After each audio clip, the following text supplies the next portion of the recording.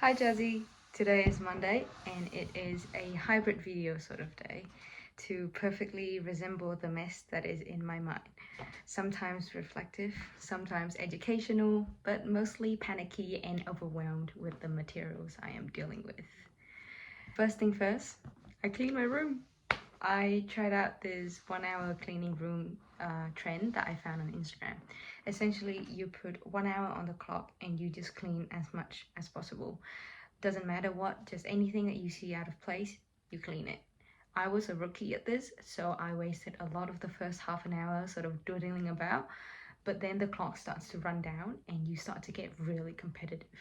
I was racing with myself to clean and thinking next time I could do even faster. Obviously, I didn't follow it properly, but after 1 hour and a half, my room was clean and it felt like a fresh day. It helps with decluttering and putting your focus on doing something, which is a problem that I struggled with. So I guess I recommend it, even if your room is probably already sparkling clean. Second thing, to kickstart what I think would be a brilliant idea for us in the future, is that we start to talk about what we learn in uni. Not only I get to experience another bachelor I would never do, and you are thinking of doing my bachelor, but also we can revise whilst we're keeping in contact. So the topic today is education mindset, neoliberalism, and inclusivity. I have two education classes. One is the foundation of education, knowledge, and society, while the other is focusing on teaching kids with disabilities. Right now, they are really trying to help us stay critical and even skeptical of the education environment and really understanding the view of education in Australia at the moment.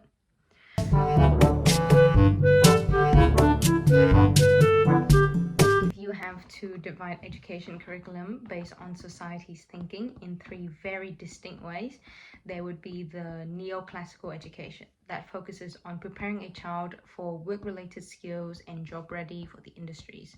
The second one is liberal progressive orientation that is about developing a child's creativity and development of personality. It believes that society structure needs change and the skills that a child/student developed will then always be in need for the future generation. The last one is socially critical orientation, which immediately teaches a child and gives them a chance to participate in social structure while still in the classroom. A lot of it resides in decision making that are collective and flexible between teachers and students. The hierarchy and power is generally limited in a way, and status or ages or abilities doesn't really matter because the environment cross over. So does the classes. In my opinion, communistically barbaric. Is communistically a word? No, but you get what I mean. Some schools like to believe they are the protagonists of all three orientations. It simply isn't effective to do so. But it's complex, and society is complex. And I could be wrong, but I think Shenton thinks itself a martyr of three orientations. Next, my thoughts on studying foundation on special and inclusive education. I was inclusive my ass. I was so not inclusive. And I'm glad I could be honest with you because I'm excited about the future changes that I will make. Because right now, my immediate response is that teaching students with extra needs feel like an additional role on the teacher's shoulder. This probably stems from me watching our teachers get overloaded with admin stuff and non-educational related issues. However, I believe that there can be a balance of both. A place where special needs students get special attention, while also a shared space of mainstream education that allows every child to believe that they can succeed. And right now, the emphasis in my class is that teachers must and should be able to teach every child. It is complex and a balance that needs to be struck.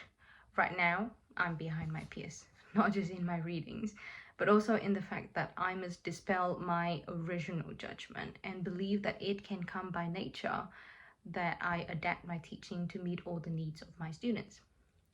I guess a part of me worries about the ordinary kids, the to the middle kids. Essentially, in a circle, the margins are the kids that struggle, and the middle, who have more control, are the very capable students. It's natural for a kid who struggles to relate to those who go through the same thing. Maybe that's why you develop connections with those who are a bit naughty in class, perhaps. Or it might even make you a great inclusive teacher. I naturally care about those middle kids who are forgotten. And I want to make sure that while my attention is spent on those that struggle, that I don't forget about those who don't. Last dot point that I want you to know about education this week is that it is very capitalistic. We read a paper by Passy Salbert called "The Australian School System Has a Serious Design Flaw. Can it change before it's too late?" It's an article in 2022. Essentially, it talks about the Nordic public education system versus Australian, which is simply called education system, by the way, because they don't privatize their education. Australia has turned their education into a business, or like Salbert brilliantly said, in pursuit of excellence, an odd dogma has become common in Australian education. If education could only act more like a marketplace, excellence would prevail. This is a part of neoliberalism as well. Neo meaning new, and liberalism is the change made post-Great Depression that wanted more government intervention to regulate the economy. Yes, that's right, Mrs. B, beloved Keynesian. I was very happy when I heard the name. Anyway, hence, neoliberalism is the rejuvenated pre-liberalism, where market plays a more central role with a decrease in government control. You see this in semi-privatized public schools, funding to private schools, essentially not making public school a private or a fully independent school because the government still control it, but make it function a lot like a private school.